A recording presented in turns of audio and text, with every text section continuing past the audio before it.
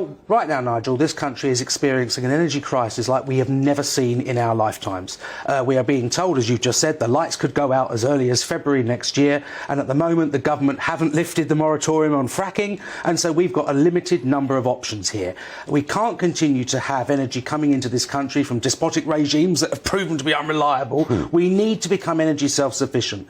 Once this extra plant has been built down on the Suffolk coast, those combined will be responsible for up to 15% of the UK's energy needs. Now, I totally understand. I've sat on the planning committee for 10 years. Local residents, doesn't matter where you are, it could be a house extension or, in this case, a nuclear power plant. They don't like development. But we've got to look at the bigger picture here. How can we be in a situation right now where British industry, British businesses could be going bust because they cannot afford the energy that we're currently having to pay? Well, the argument against that would be that whilst nuclear produces electricity that is CO2 free, and whilst nuclear gives you an absolutely guaranteed base load as opposed to the intermittency of wind or solar, the argument against it is it's actually quite expensive.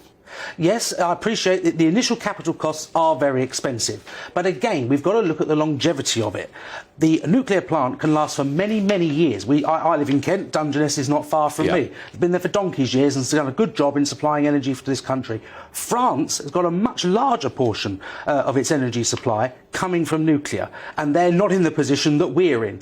I would also say, you know, in terms of the size here, a nuclear power plant is much smaller than an enormous wind turbine field, many of them which now surround the country and blight our countryside. I would much rather have one smaller size for a nuclear plant than an entire country full of windmills. Fair point.